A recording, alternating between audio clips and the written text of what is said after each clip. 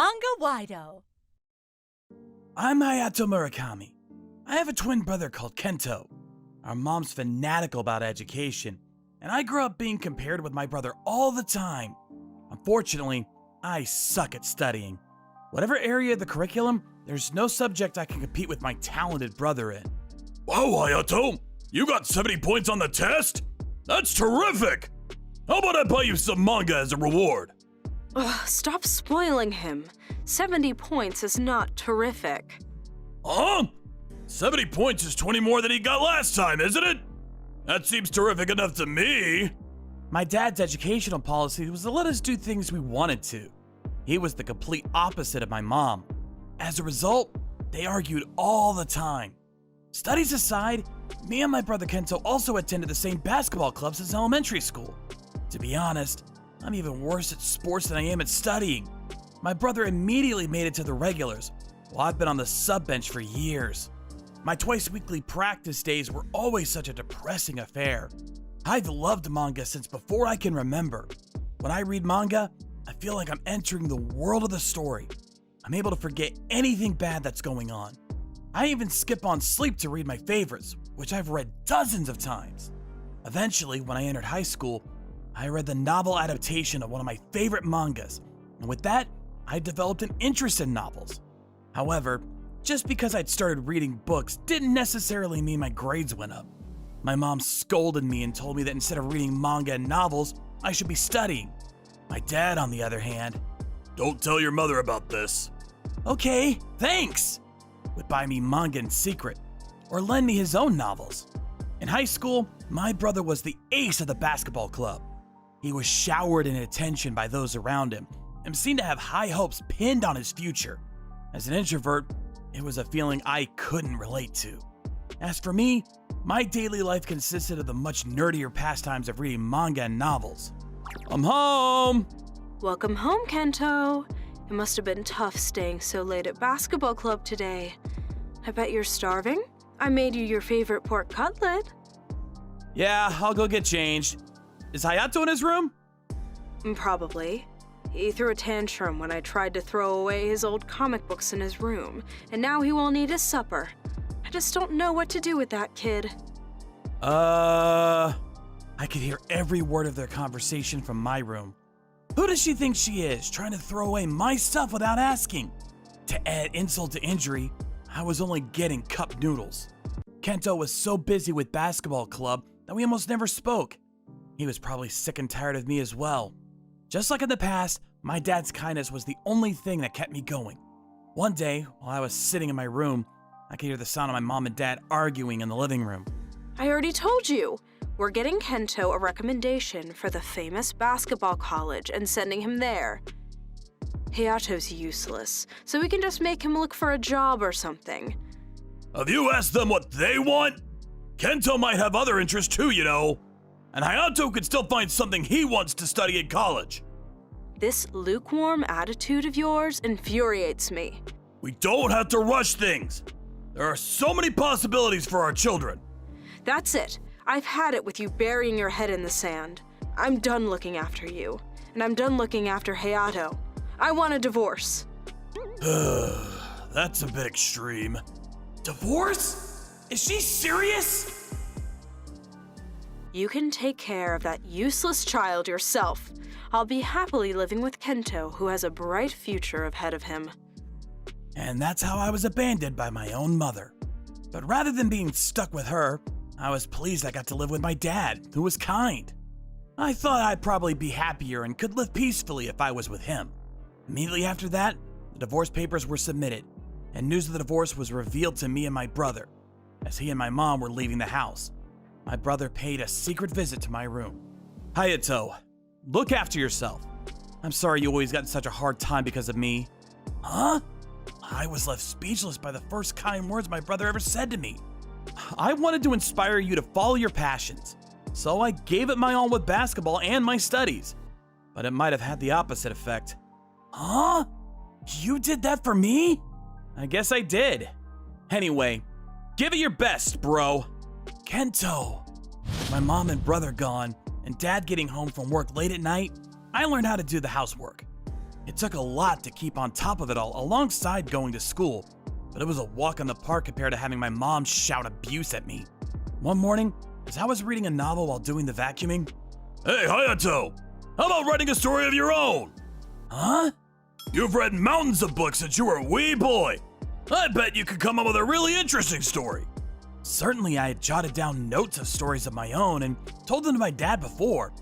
However, I hadn't finished anything all the way to the end as a single volume, not even once.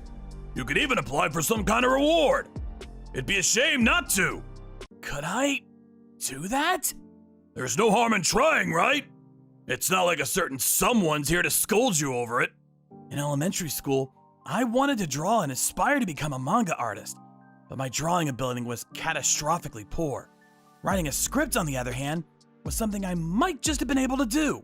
Having done nothing but read up till then, writing was an unknown world to me, but I decided to rise to the challenge. After that, during my downtime between school and housework, I started writing a fantasy novel. At once, my mind was teeming with world-building ideas that I envisioned since I was young. On countless occasions, I became so absorbed that morning came before I realized it. I had no idea that formulating the stories that had been floating around in my head by putting pen to paper would be so much fun. It's finished! Somehow or other, I managed to put a novel together and entered the Rookie of the Year awards. But, unfortunately, my first Rookie of the Year award ended in crushing defeat. Well, I guess it's no surprise. I was never going to just waltz in and snag the award on my first try. Naturally, I was a little frustrated, but my eyes had been opened to the joy of writing novels. I entered the Culture and Arts faculty at college, where they teach writing skills, and committed myself to studying novels seriously. Work hard at what you want to do, Hayato! My dad was always there to support me, and he always had my back. It's hard to describe how grateful I am to him for helping me find my calling and encouraging me to pursue it. And so, it had been 10 years since my parents' divorce. It was also 10 years since I began writing novels. My fantasy novel finally won the Rookie of the Year award of major publishing company. It took a lot of time, but I had a feeling it was the first time in my life I'd ever been recognized by someone other than my dad, and I was overjoyed. Even after that, I continued with my writing activities diligently. Mr. Murakami, is this of interest to you? Is that? The publisher handed me a recruitment proposal for a novel in a genre different to that of the fantasy novels I was used to writing. If you win first prize, of course your work will be made into a standalone book. But there are also plans for a TV drama adaptation. If you're interested, would you mind filling in the application? Okay! Thank you! Even though writing in a field completely different to the one I was used to meant lots of trial and error, I welcomed the opportunity to challenge a new genre and have my work read by lots of people. With that in mind, I finished the novel. The results were in. Spectacularly, my novel won first prize. Not only was it published in a book, but as planned, was also adapted into drama. The story I wrote was broadcast on TV, and for the first time in my life, I was being interviewed by journalists. My life had changed completely, but a few months later, I received some devastating news. Hayato! It's Kento! Something's happened! My brother had been in a traffic accident. After continuing to play basketball throughout college, he joined an adult team. And despite playing so well that it was thought he might turn pro, these days, his opportunities to make appearances have drastically diminished due to his injuries. With that, my mom began treating him harshly, and apparently, he seemed like he was barely with it most of the time. Maybe being pushed to his limits psychologically played a part in his accident. Me and Dad went to see him at the hospital he'd been admitted to. Sorry I made you worry. There was no danger to his life, but the Kento lying in bed before me was so weak and frail, it was as if he was a different person to the Kento I remembered. Oh, you heard. Good timing. I was just about to call you. And then, suddenly... Since Kento's like this now, let me swap him for Hayato. Huh? No one could believe what they were hearing. Who would have thought Hayato would become a successful novelist? Terrific, son. I haven't read your book yet, but they're making it into a drama, right? I've been bragging about you to all my friends and coworkers. My son wrote this. I recognized the look on my mother's face. It was the expression she made when she used to praise my brother. Kento's got no hope of making it as a basketball player anymore, so I'm counting on you, Hayato. What the hell is she talking about? Even though she didn't acknowledge me in the slightest as a child? Even though she abandoned me? And how the hell did she think my brother felt hearing her say those things? Cut the crap! Do you have any idea how hard you made life for me and my brother? Give it a rest already! I was normally quiet, so everyone was astonished when I yelled. We'll be taking Kento with us after this. Don't ever try to speak to us again. Stop talking nonsense, you self-important buffoon. Hurry up and give me Hayato. What are you talking about? Mom, it's all thanks to you. My dad stared at me with a puzzled expression. The idea for the story was all thanks to you. I wrote this novel with you in mind, with our family in mind. So I want to thank you for helping me write such an interesting story. Oh, really? Well then, come and live with your mom. But I don't think it's such a good idea to go around telling people it was your son who wrote it. Huh? What do you mean? The novel is a story of how I was abandoned by my cruel, heartless mother. It talks about how you treated me with disdain from a young age, saying you only had time for your talented son. I'm selling my own personal novel. My mother turned pale and froze on the spot. After that, my brother, who'd been discharged from the hospital, started living with me and Dad. After being released from the pressure of living with Mom, he seemed healthier with each passing day. I heard a rumor that my mom quit her job due to the glares of contempt she received from her coworkers, who had read my novel.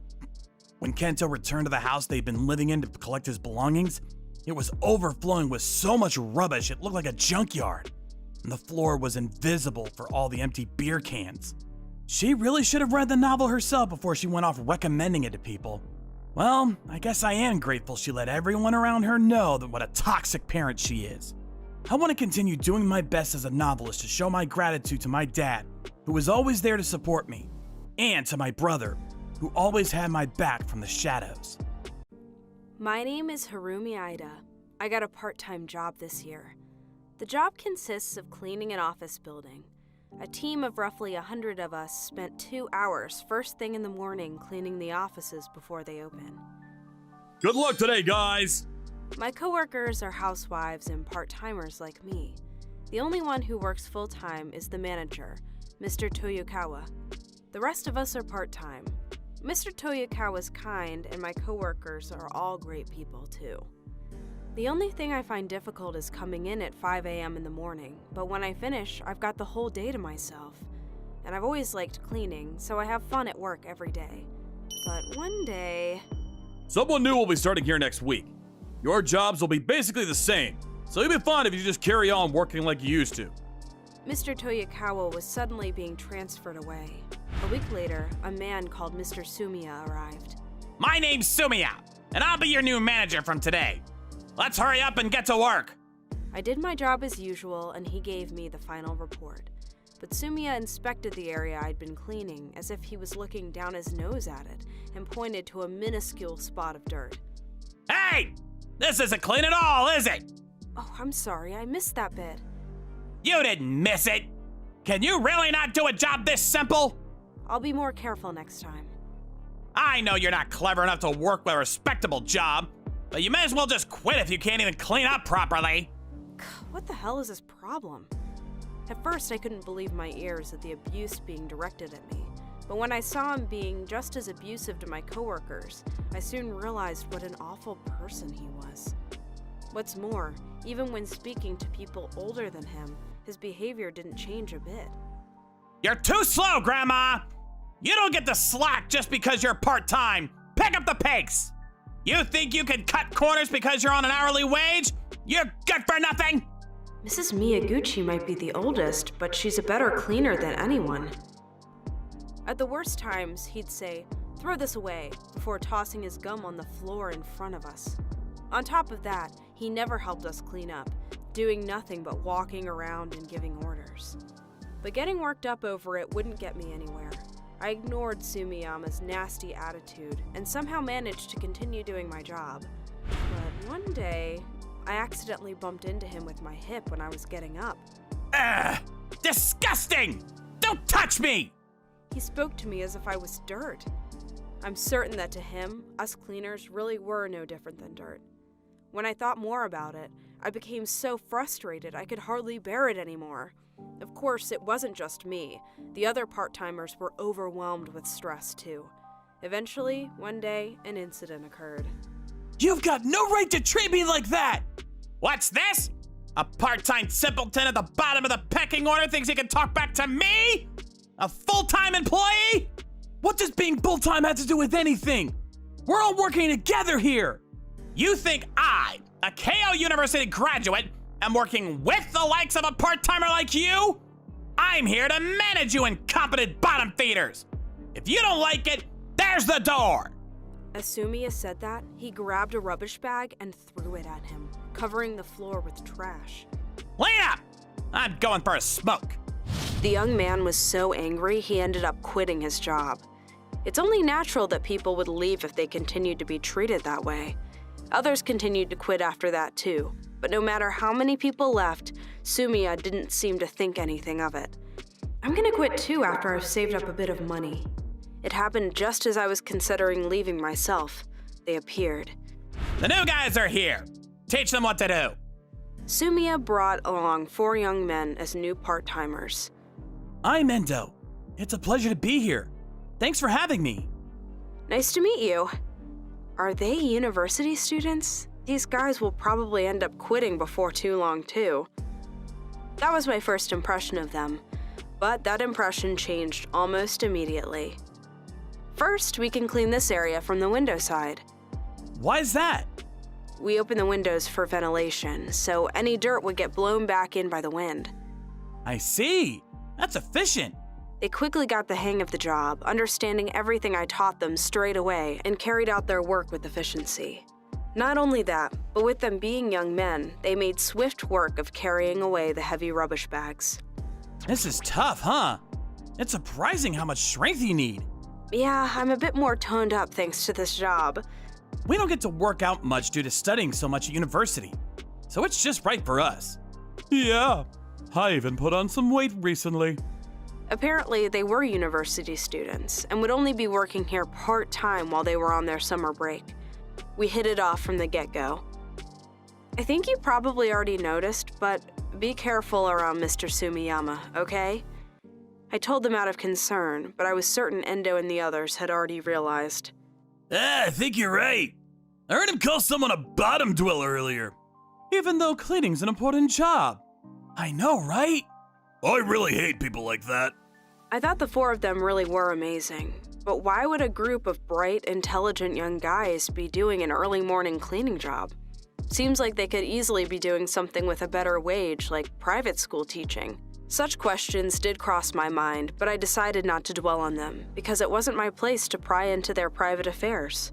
1 month later, all of my questions were answered. One day, It's not clean at all. Do it again. No good. You're the slowest one here, and you can't even get rid of a potsy stain? Hurry up and quit, you decrepit dimwit! Sumiyama lightly pushed Mrs. Miyaguchi. She stumbled. Stop! My patience having reached its limits, I could keep quiet no longer. Then, just as I was about to say something, If you're that bothered, why don't you just do it yourself? I'm the manager, so I don't have to. That's irrelevant. Well, aren't you a brave one? At best, you're a bunch of part-timers fresh out of high school. You dare give me, a KO University graduate, your opinion? after letting out a sigh at Sumiyama's remarks, Endo, without hesitation, said this. Ah, KO. That was one of my backup options. Nostalgic. Huh? Are you telling me you don't look at our resumes despite being the manager? He must have left it all to HR. What? What did you just say? Well, what use is a good education if you don't even do your job? So, you think having a good education makes you superior? In that case, I'll tell you. Me and Shinjino are at Oxford University. Me? Tokyo. I go to Princeton. What? That's right. All four of them were currently studying at elite universities. I did hear that they were on summer break from university, but I had no idea that they meant those universities. Why are you doing this kind of job? So you get to visit all sorts of companies as a cleaner, right? Well, when we graduate, we're planning on starting up an office supply business. We have jobs at other cleaning companies too. We go around looking at all sorts of workplaces. When we got time, we carry out inspections at famous companies and conduct interviews about their business. I see, so that's why. You don't have to become cleaners to do that kind of thing. Why go through all that trouble? Well, there is one more reason. My mom worked as a cleaner while she was raising me, so I wanted to experience it myself just a little to see what it was like. I was told this later on, but apparently Endo came from quite a poor family, and to support the family finances, his mom worked for many years part-time as a cleaner. That's why he couldn't tolerate people like Sumiyama, who looked down on people for the jobs they did, and said what he did so forthrightly. So let me ask you something, Mr. Sumiya. Why are you working as a cleaner despite being a KO University graduate? Good point. You're wrong! I'm not a cleaner! I'm a manager! And I have to keep incompetent bottom dwellers in line! Don't lump me in with those uneducated simpletons! Endo let out a chuckle as he heard Sumiyama's panicked words. What's so funny? Well, it's pretty obvious that you don't want to be here, isn't it? Huh? I'm guessing you worked somewhere else before, but failed, or it didn't work out somehow, and you quit. You had nowhere else to go, so you reluctantly ended up working here, right? Ah! Bullseye? So he's a dropout. That must be tough. We have to make sure we don't end up like him.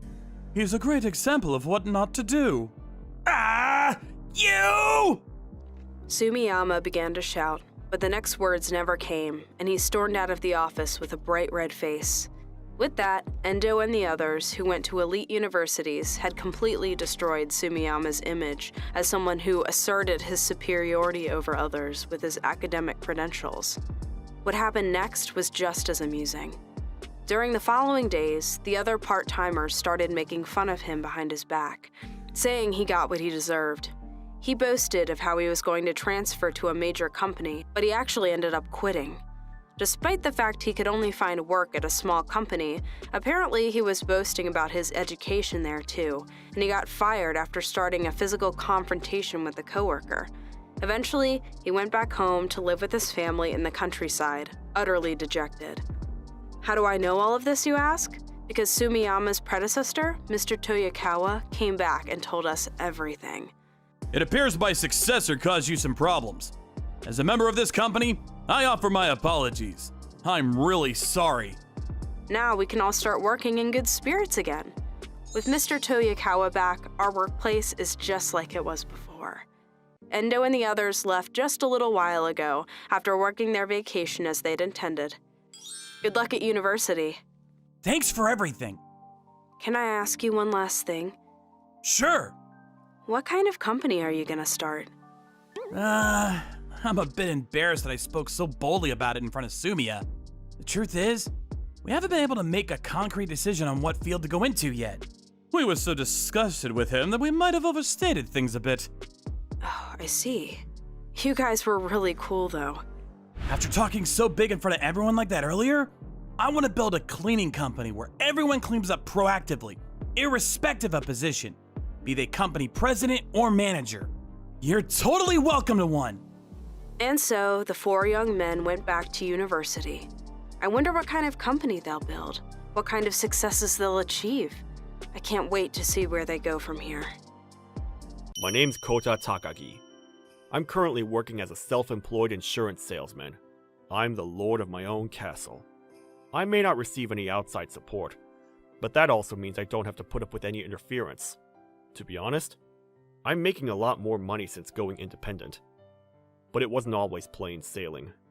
Looking back now on the first company I entered after starting work, it was a black company. Get these documents processed for me by the end of the day. Got it. You want a day off? You must be kidding me! If you want to get paid not to come to work, then give us results! I'm sorry, that wasn't even the half of it. Even when I did produce results, my coworkers or boss would take credit for them on a daily basis. I worked hard, but they never showed any appreciation for the sole reason that I was young. Not only that, but my days consisted of constantly being yelled at by my boss under the guise of coaching and being forced to attend after-work drinking parties where my colleagues would criticize me. What's more, I'm home. Even after work, I returned home to an empty room. It had been this way since I was a kid. As a matter of fact, I don't know my mom. According to my dad, she was a lousy excuse for a woman. She disappeared one day after filing for a divorce, leaving me behind. My father, who didn't make much money, told me, "You need to become independent quickly," and raised me without paying me that much attention. But in the midst of all that difficulty, a light finally shined into my life. My girlfriend, Ai Sonoguchi. I first met her 3 years ago. It was just after I left the company I mentioned earlier. Almost as if to escape, having finally had enough of their power harassment, I quit. I signed an outsourcing contract with an insurance company, and being paid on a full commission basis, I spent my days desperately trying to keep the work coming in. I didn't have to worry about being yelled at by my boss or coworkers, but there was also no one around to help me. If I didn't work, I didn't make money. Work really was tough back then, and every day was a struggle. In spite of that, having my back against the wall and seeing no way out, I worked desperately. I was as exhausted as a worn-out rag. At that time, I was working at the convenience store I visited pretty much every day. Welcome! Back then, she was a university student. I'm embarrassed to admit it, but to be honest, it was love at first sight. I went to that convenience store every day because I needed some kind of comfort in my work-saturated life. After looking for a little conversation starter, I approached her. Then one day, Hey, are you working overtime again today? she actually approached me for a change. It's not that we spoke about anything particularly meaningful, but seeing my chance, I stopped to talk to her, and to an extent that wouldn't make her suspect anything, I went on the offensive. Hey, shall we swap numbers? Are you sure? Yeah! After half a year, we exchanged numbers, and somehow or other, ended up dating. The time we spent together was the happiest I'd ever been in my life. We'd always go on at least 1 or 2 dates a week, and going home to one of our places afterwards and having fun drinking together became kind of a routine of ours. For Christmas, we visited the theme park, and for Valentine's Day, she made me some handcrafted chocolates. Of course, I'd splash out every now and then and treat her to some brand goods, or take us on holiday. Our time spent together was irreplaceable. However, a small shadow began to loom over our happy life.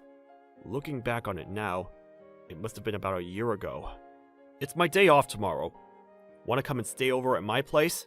It's your day off tomorrow too, right? I have plans for tomorrow, so I don't think I'll be able to. I have to go now. See you next time. Around that time, I began immediately going home after our dates ended. I didn't really think much of it when she told me she had plans. I assumed she'd probably just be hanging out with her friends. We were going on dates every week after all. To the contrary, Hey, Kota, have you ever thought about getting married? sometimes she'd go all mushy and ask me that question when she was drunk. So, is she thinking of marrying me? My thoughts were so preoccupied with that idea that until she said the unthinkable, I wasn't worried in the slightest. And so one day, about 6 months after that, it happened. Kota, guess what? I'm pregnant. What? Right? So we should get married. To tell you the truth, I was completely bewildered by her sudden confession. That said, I didn't want to upset her. I began thinking again after my mind had gone momentarily blank. I see! That's great news! Let's get married! Yeah. I know the order is backwards, but in that case, I should probably introduce myself to your dad soon. Mm-hmm. I replied with a smile.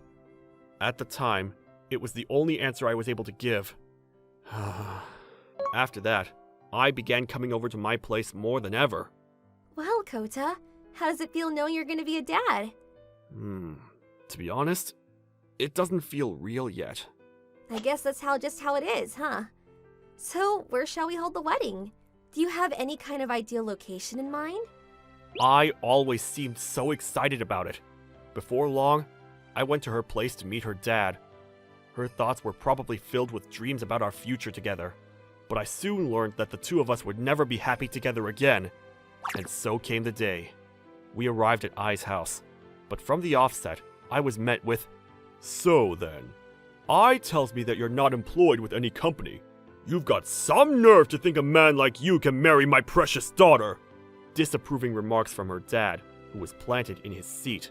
The conversation plan I'd arranged in my head was thrown into disarray, and I was so offended that before I knew it, I responded with this.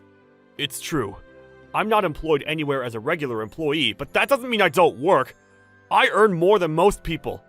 If you're not employed anywhere, whatever you might be earning right now is irrelevant. You're only going to end up leeching off of my daughter one day, aren't you?" Papa, please. Her dad continued hurling abuse at me, not listening to a word I had to say. I'd had enough. This wasn't even what I came to discuss in the first place. "Just hold on a minute. What? You want to marry my daughter so badly, do you? Well then, get on your knees and beg." No, First of all, pregnancy and then marriage? The order's all wrong. And even worse, aren't you a high school graduate raised by a single parent? Papa, wait! Be quiet, I don't know anything about this freelancery business, but there's no way my daughter is marrying a man who can't even get a job at a proper company. Bring him back after he reevaluates his life choices. I tried desperately to hold back my anger, but my patience had its limits. I said, listen to me! That's what I was going to do anyway! Huh? Not just Ai's dad, but I herself responded to what I'd said. You were going to do what anyway? I slammed the documents I brought with me down on the desk. "I'm breaking up with your daughter! I won't be acknowledging the child!" Huh? Kota, wait, what? Hey, what the hell is this? Your daughter says she's pregnant with my child, but the child's not mine. What? You said something about the pregnancy and marriage being in the wrong order? Well then, is your daughter cheating on her partner and getting pregnant by another man orderly enough for you? That's right. I hadn't come to receive her dad's blessing for the wedding. I had come to break up with her. The documents I slammed onto the desk were a complete set of evidence of her affair. Why? So this is your ex-boyfriend, is it? I know everything. Wait! The baby's yours, Kota! It's 100% yours! There was a reason I knew I had been cheating on me. Why, you ask? I'm infertile. Huh? Do you know what that means? I can't have kids.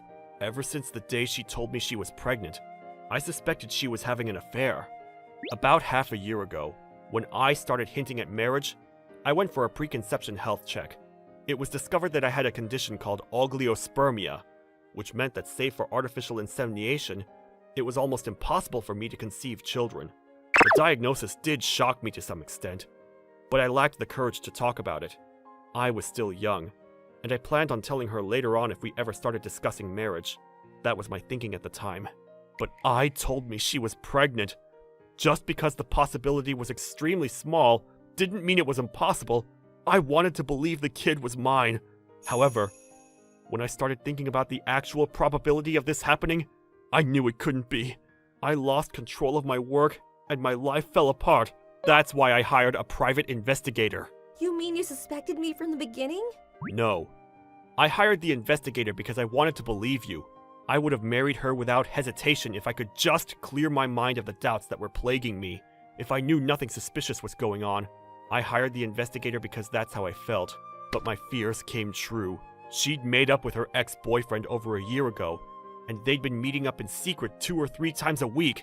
It was just around the time she started going home immediately after our dates. So the whole time she'd been seeing me, she was also meeting up with him behind my back. It was only 2 days ago after the private investigator showed me his findings. After speaking to my family, I resolutely decided to break up with you. Kota, it's not true.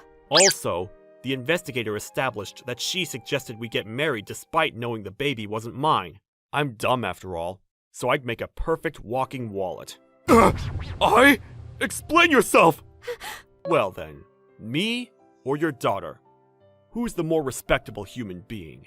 What do I say? I sincerely apologize for the inconvenience caused by my daughter's behavior. You apologize too! With that, Ai's dad pushed his daughter's head down, and she got on her hands and knees before me. How can we make this up to you? It doesn't matter. We're never gonna see each other again after this. I don't need a woman who's not capable of acting like a respectable human being in my life. Oh yeah, if you want to make it up to me, how about you start by reevaluating your life choices? See ya! Having said my piece and ignoring Ai's desperate pleas, I left the house. After that, I heard a rumor that Ai was later disowned by her father and ended up completely reliant on her ex-boyfriend.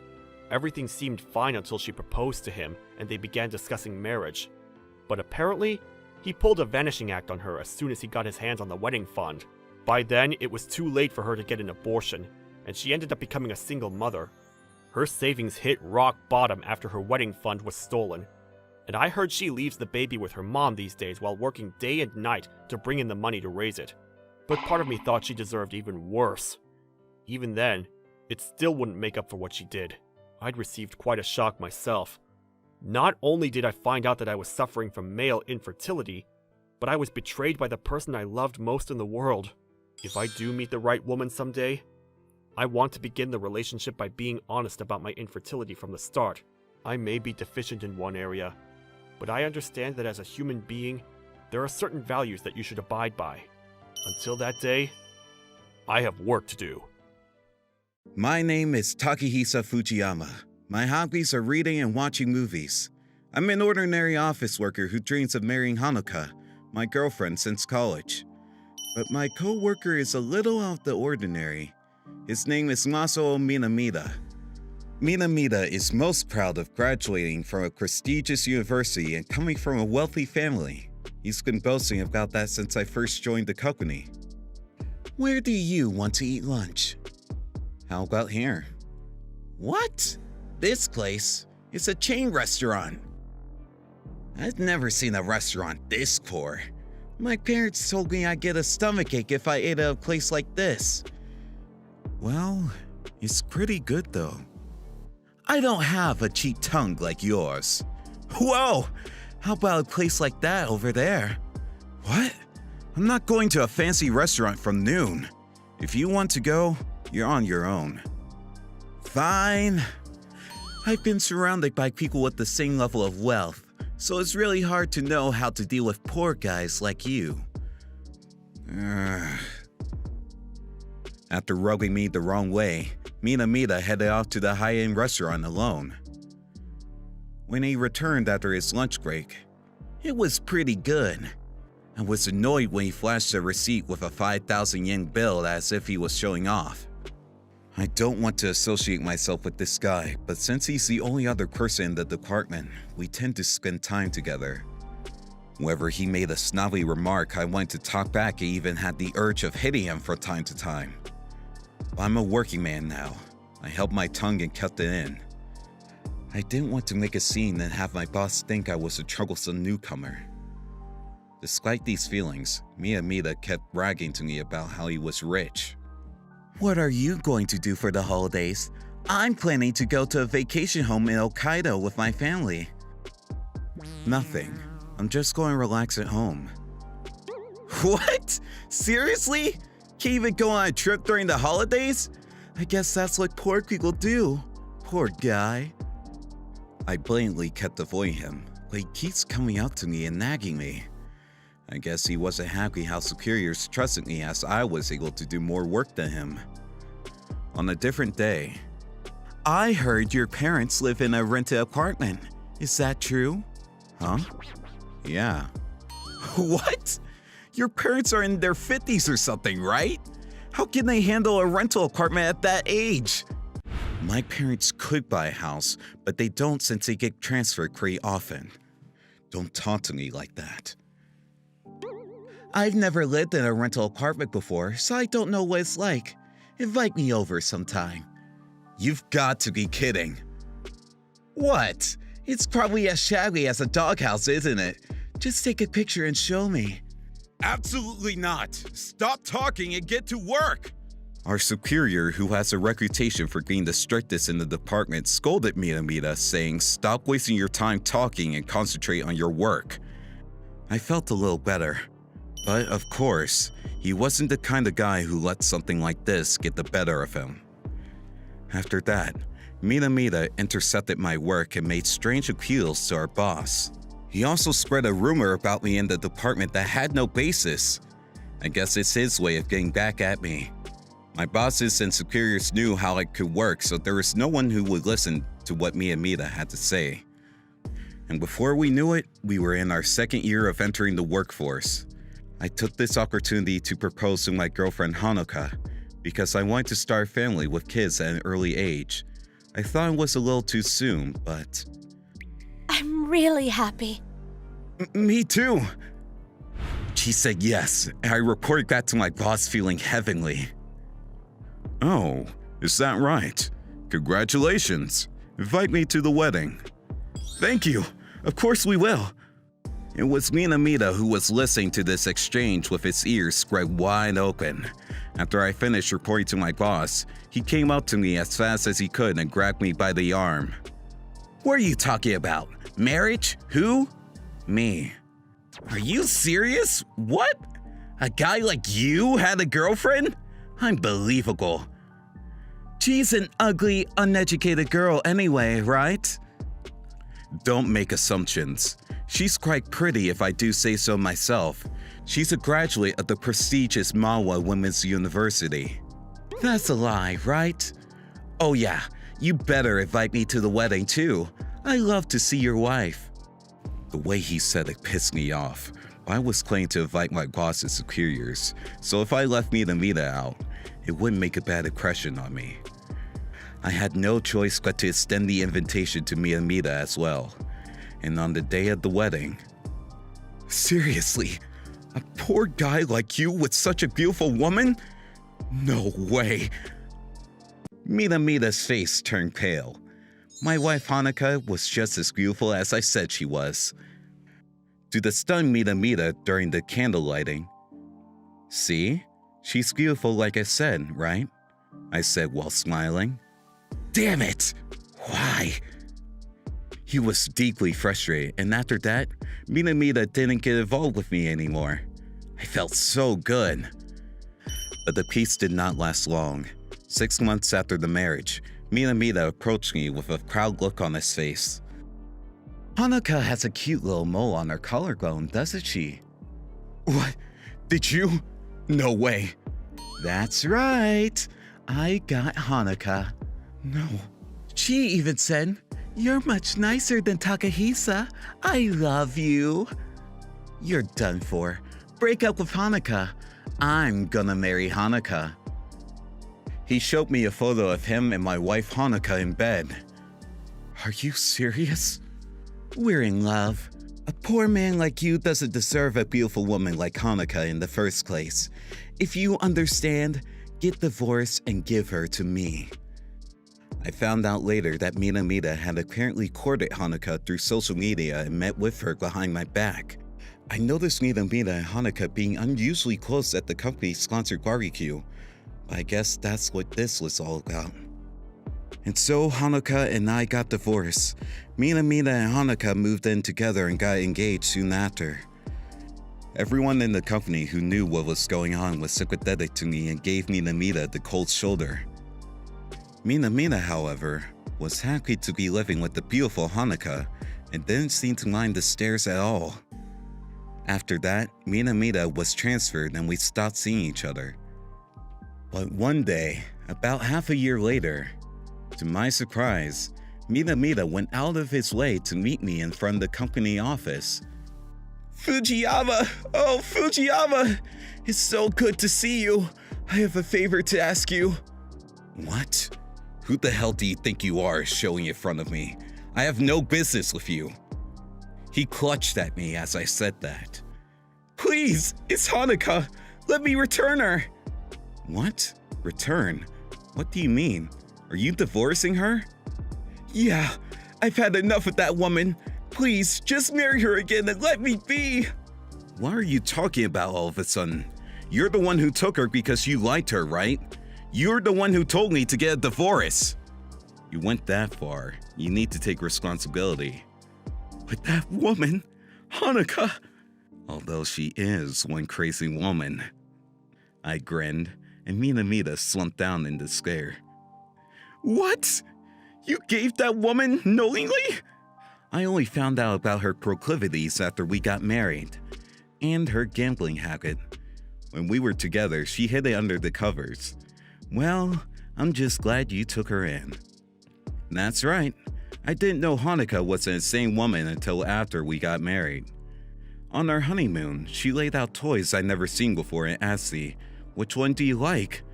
Shivers went down my spine. And Hanukkah, despite her innocent-looking appearance, was the woman who liked horse racing, boat racing, pachinko, and all forms of gambling.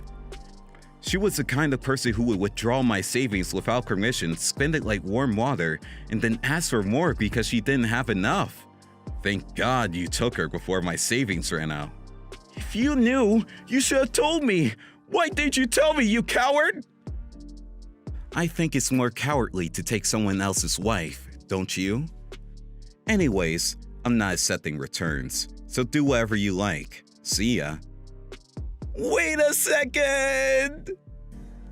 After that, since Miyamita was from a somewhat prestigious family, his parents told him things like, "Divorce is disgraceful," and "If you get divorced, we're cutting you off," leaving him no choice but to continue the marriage.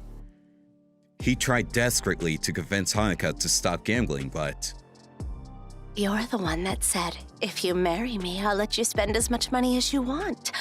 Was that a lie? If it was, I'll punish you. If you don't want to be punished, give me some money.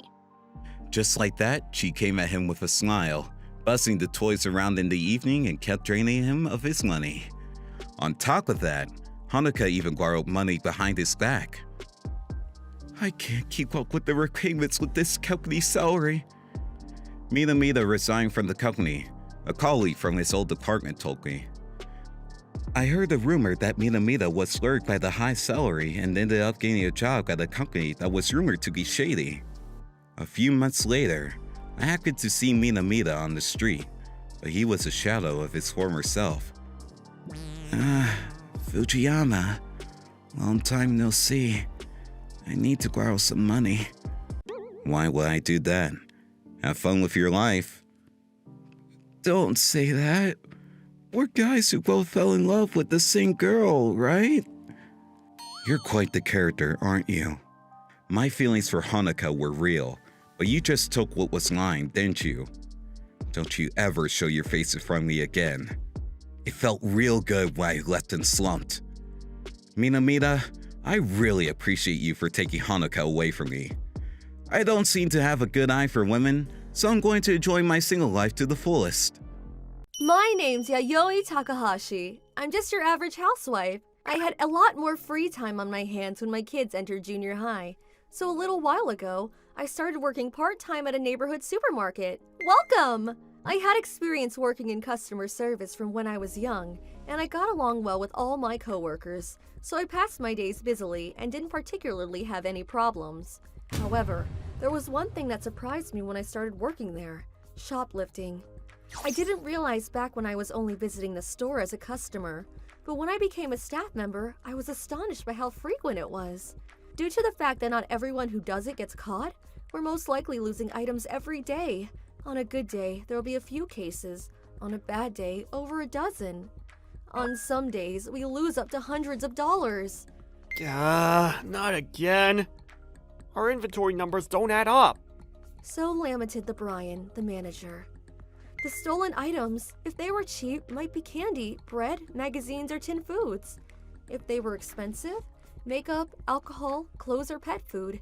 Things that made me think, people actually steal this? Would be taken without a second thought. The people doing this must be really struggling to make ends meet. Actually, the people who steal because they're genuinely struggling are just a small fraction. I think the majority are people who do it for the sheer thrill of it, or because they suffer from an illness called kleptomania. What?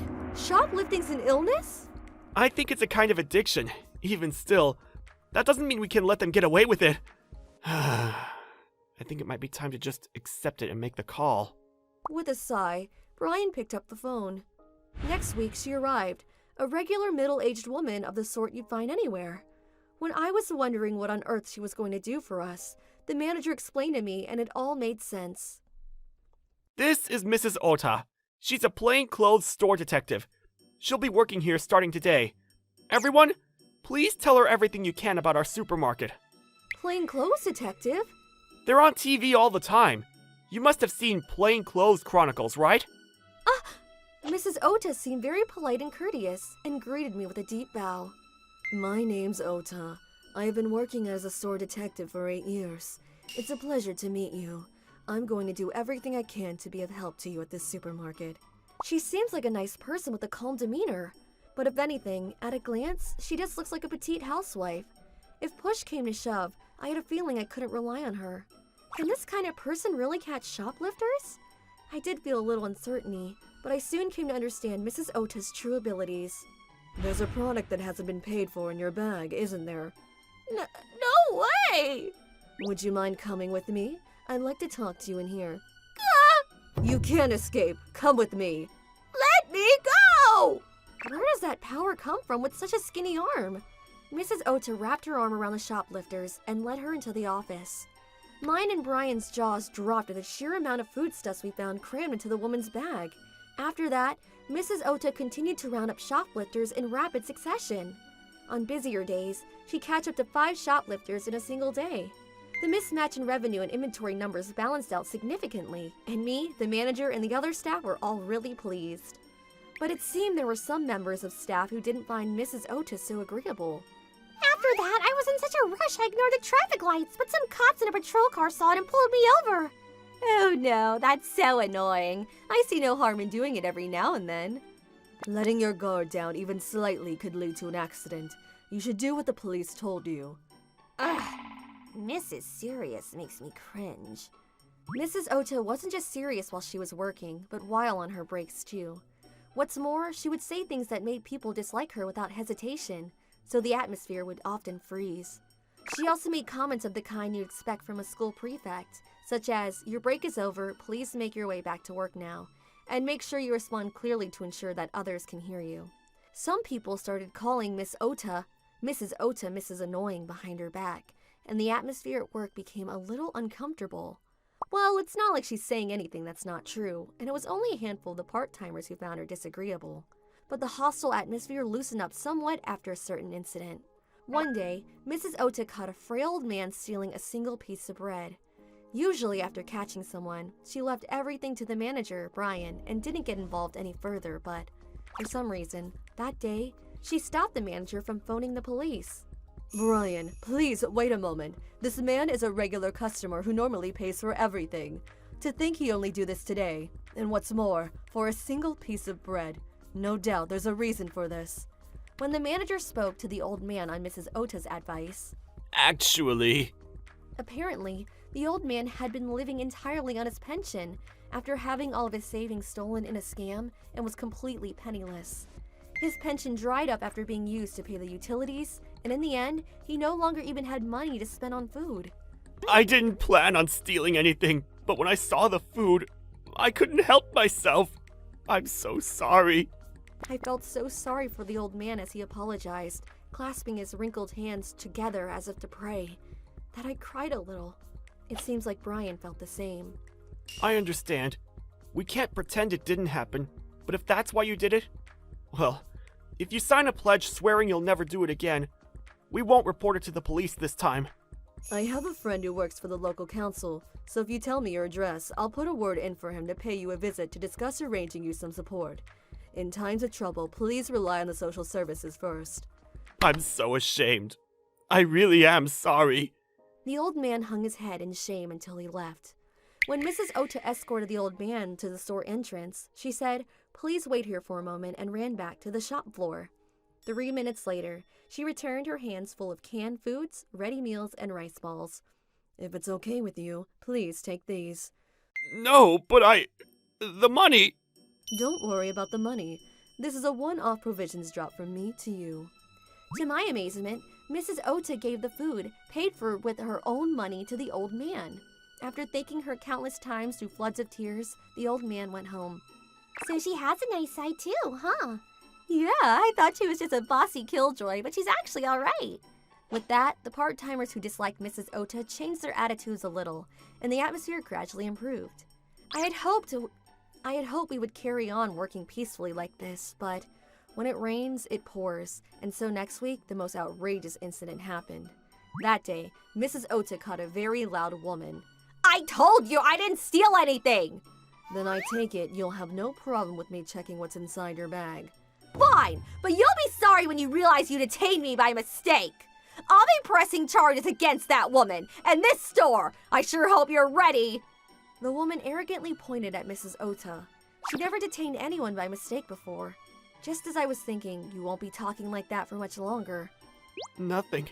Oh, look, it's just like I told you. I didn't steal anything. Apologize. Get down on your knees and tell me how sorry you are. I won't back down until you're on your knees. Brian's face had gone blue, and he looked like he might actually get on his knees at any moment. But Mrs. Ota wasn't panicked in the slightest. To the contrary, scary. I've never seen her this angry before. Excuse me, but where is the makeup in this pouch from? That was mine originally. The new color that just went on sale today? Where did you buy it? Well, look, I got it from the drugstore by the station. That store opens at 11. It's currently still only 10:45. Just give it a rest already. It's, I bought it online and had it delivered. I see. Brian, would you mind checking the inventory for this new color? Oh, don't worry. Leave it to me. When I rushed over to the shop floor, gone! I checked the sales on the cash register, and despite not having sold a single one, there was one missing. When I returned to the office and told Brian that the sales and inventory numbers didn't add up, his face turned positively demonic. You stole it, didn't you? No! Oh yeah, that was it! I bought it at the store over the road! No, you didn't. That store doesn't sell this brand of makeup. There are customers who come here especially to buy it, so of that I'm certain. Mrs. Ota's amazing! She's not just knowledgeable about our supermarket, but the surrounding stores too! Her assault continued. The packaging. It's not in your bag, huh? I take it you removed it after taking the item and disposed of it somewhere in the store. Brian, please check the camera footage. Upon checking the cameras, the woman could clearly be seen vigorously stuffing what appeared to be the packaging in question behind the back of one of the food shelves. What an underhanded tactic! Call the police. Let's have them investigate the packaging for fingerprints. Right, okay. I'll call them now. Brian picked up the phone. That's when it happened. The woman stood up and began to shout. I told you! I did not steal it! I just held myself to one. Are you really gonna cause all this commotion over one measly makeup box? Put a sock in it already! Even if it's just one, shoplifting is shoplifting, and it's a crime. It's not shoplifting. I own this place. What? I'm the company president's niece. I'll be running this place one day. In a few years, this store will be mine. That's why there's nothing wrong with me taking one measly makeup box for myself. Everyone there was rendered speechless in astonishment at what the woman was saying. But when she pulled out her driver's license, she actually did have the same surname as the president. And when Brian went to confirm it just in case, the president himself rushed to the store. Remy! What the hell are you playing at? Uncle Joe, these people are treating me like a thief, even though I just took a little something for myself. Just took a little something for yourself? Walking out without paying for something is obviously stealing! I'm gonna be a president of this company one day, so what's the problem? What? To summarize the president and the woman's conversation, it appears the woman, Remy, had been told by the president, you can have a job here if you want, when they met last year. It seems her brain somehow converted I'll hire you as a regular employee into I'll make you a company president, and she became convinced that one day she'd end up running the place. Of course, I, as well as the manager, but even Mrs. Ota, who was normally as cool as a cucumber, were all utterly astounded by the absurdity of her reasoning. Who the hell would make someone like you president? You're not getting away with this! Brian, call the police! Huh? You'd hand me over to the police? Hand you over? What the hell are you saying? People like you should be sanctioned with the full force of the law! Go and think about your actions! After Brian called the police, Remy was eventually taken away. A few days later, she turned up with her parents to apologize, but Remy's cheeks were all red and puffy, so she must have been sanctioned accordingly. Her parents tried to give us some settlement money, which was politely refused, and Brian made her sign a pledge preventing her from entering the store. I'll be happy not to see her here ever again. Mrs. Ota, thanks so much. Thanks to you, we were able to catch a very underhanded shoplifter. Not at all. I was just doing my job. Mrs. Oda is so cool. As for me, even though I might not have what it takes to be a store detective, I'm gonna do my best to be an employee that can be relied on. Please keep protecting our store, Mrs. Ota, and thank you so much. My name is Hiroto Kishimune. I have 2 older brothers. My mother is a great person, but she isn't very fussy with the details. For example, even if my sock had a hole in it, she would say, "No worries, you can still wear it." And so I was forced to keep on wearing it. Also, even if my t-shirt was worn out from having been washed so many times, she would say, "It's totally fine," and I would have to keep on wearing it. Maybe because I grew up in that kind of household, I take after my mother. I'm not so fussy with the details either. I also had friends around me who were similar to me. "Didn't the teacher say that we have a test tomorrow?" "Really? Well, I'm sure it'll be fine. How about going fishing?" "Nice! Let's drop off our stuff at home and we'll meet up right afterwards." "Okay." I wasn't exactly smart, but as a child, I was full of energy. My parents didn't lecture me much about school, so I never thought much about my grades or what my teachers thought of me. But when I entered junior high, things started to change. There was a super serious student in my class, and he started telling me off because I wasn't super serious like he was. His name was Takashi Kubo. "Hey, you two! What happened to that assignment that's due tomorrow? You guys haven't turned it in yet, have you?" "Oops! I forgot to get my mom to sign that." "Me too! Sorry, Takashi! I'll bring it tomorrow!" "You guys missed the deadline before, didn't you? I'm going to visit your homes to make sure that you are really bringing those papers tomorrow." "What? You don't need to do that! We're planning to go to the mountains to make our secret hideout today." "No, you can't! I have an obligation to see to it that you put those papers into your bags, because I am the class representative." "Oh, come on, give us a break."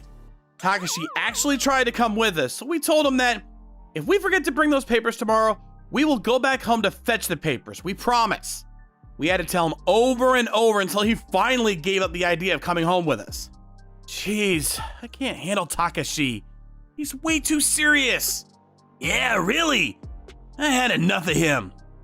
We weren't Takashi's only targets. Whenever he found people who were joking around or stepped out of line, he would tell them off. If someone tried to disagree with him, "I recorded our conversation on this IC recorder just now. We can ask our teacher to judge who is right, you or me." Because of that, nobody dared to talk back to Takashi. After that, "We have a choir competition coming up. You need to stay after school for our practice. Don't disturb the class order. Don't neglect your club activities just because you're anemic. If you're gonna bring trouble to your club, then you should quit it." Because Takashi spoke in such a harsh manner, the number of students who spoke behind Takashi's back began to increase. For example, "I don't want to come to school. But I think that Takashi will tell me off or something." students like that began to appear. "Next is our sports tournament. Our aim will be to win all the games. Practice makes perfect. Everyone must stay after school for practice." Hey, I think you're doing a bit too much. People have their own lives, so you can't just force things on people. What? Our teacher also said I was doing the right thing, because I am doing what I think is good for our class. It seems like our teacher likes you because you're a serious student, but we can't all be like you. Give us a break. Shut up! I don't want to be lazy like all of you. In the coming sports tournament, we are going to win all the games. Practice if you understand me. Winning all the games was impossible to begin with, and so we placed third. Seemed like Takashi was unhappy about this. Takashi shouted at a girl who made a mistake in one of the games by saying, "It was because of you that we lost!" That girl got scared of Takashi, and from the next day, when she came to school, she headed straight to the nurse's office instead of to our classroom. Our class atmosphere became terrible. Our teacher only listened to Takashi, who had the best grades, and ignored all the other students' opinions. All his classmates did their best to work around Takashi's demands and to somehow get through the school year.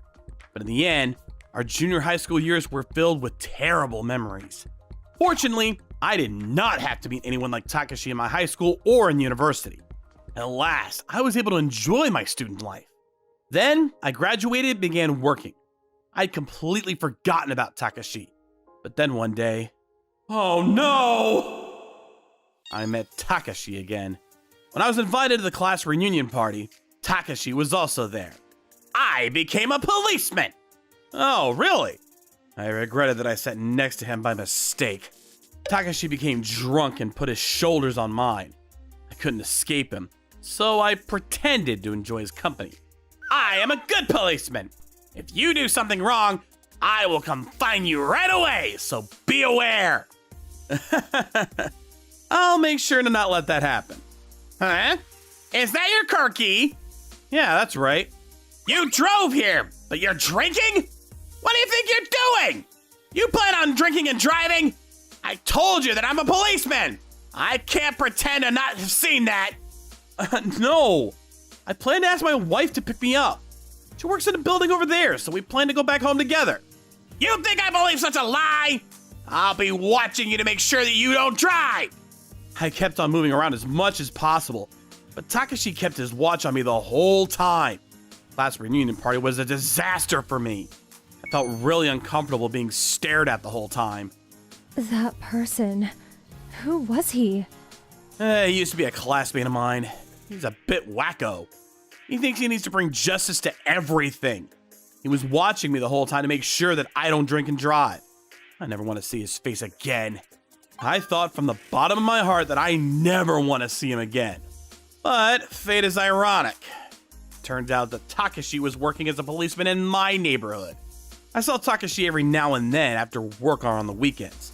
He'd be cycling around the neighborhood. It was as though he were watching my every move. I don't know why I had to put up with this. A few weeks later, I understood why.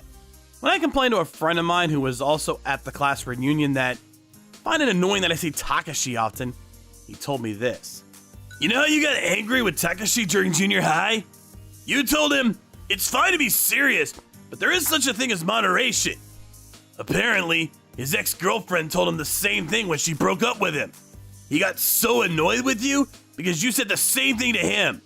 After you left the other night, he was complaining about that while drinking. Seriously?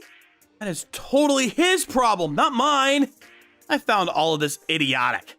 From then on, I changed my train times, took different routes back home, and took care not to have to come in contact with Takashi. My efforts were not in vain.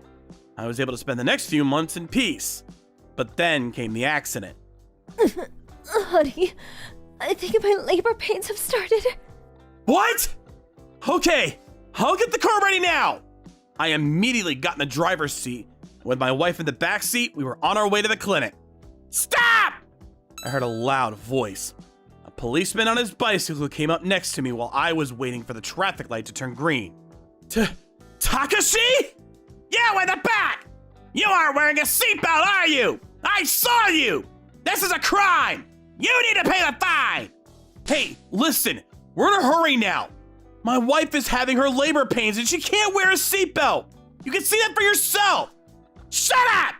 I've been watching you because I thought you would break the rules someday. I was right. Get out of the car! Oh, come on! We're in a hurry! I tried to drive away, but he was holding onto the car so that it would not move. Should I get out of the car and force Takashi off my car so that I could drive away? My wife was in pain while I desperately tried to find a way out of the situation. Then something happened.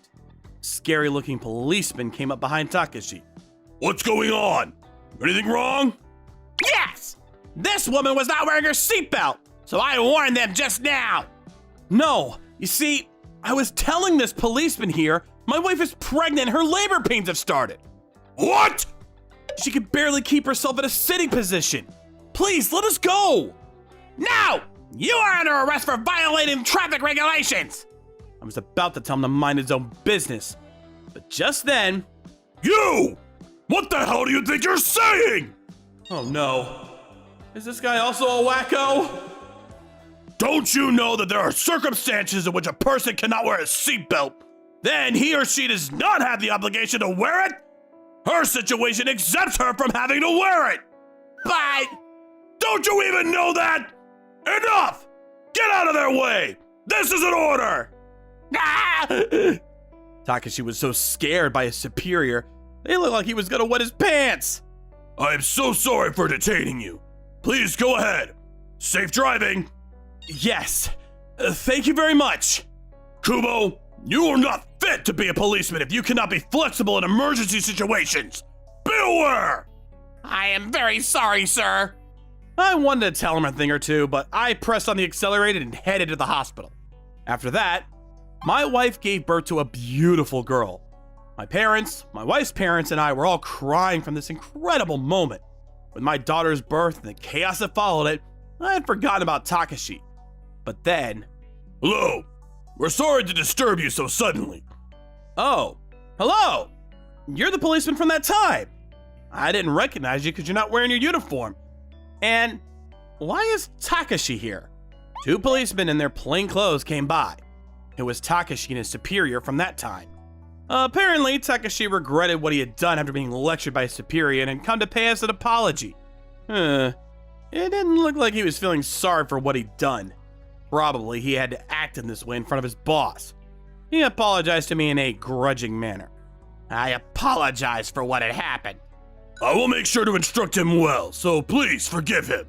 My daughter's birth went well, and I don't have any hardships about the incident, so please don't worry about it. Takashi, from now on, don't force your sense of justice onto others, alright? Who are you to talk? Hey, Kubo! I thought you were sorry for what you had done! Yes, I'm sorry. I'll be careful from now on. I thought that Takashi would amend his ways from now on. Surprisingly, Takashi quit being a policeman right after this. A former classmate of mine told me this. Apparently, when Takashi's boss saw that Takashi was looking down on me, he lectured Takashi and he lost his sense of pride completely. On top of that, he had to go apologize to a civilian for having been too strict with them, was the rumor that went around at his work. Takashi couldn't stand that rumor and quit his job. He worked at a convenience store and did some security guard work. He got fired right away. I hear he's now completely shut up in his house. Oh, really? His parents must be having a hard time. Actually, his parents apparently had enough of Takashi and moved out of the house. So now, he's living on his own and not going out of the house. Seriously? Well, serves him right. I don't know what happened to Takashi after that. But when I happened to walk past Takashi's house, the house was no longer standing there, and the land was up for sale. I guess he might have moved to a different place. I didn't like him much at all, but since he was a former classmate of mine, I hope that he is doing well somewhere out there. I'll continue on with my life with Takashi as an example of how not to live. I'll be modest, work hard, and protect my family. I'll be a good father to my cute daughter. I'll give it my best.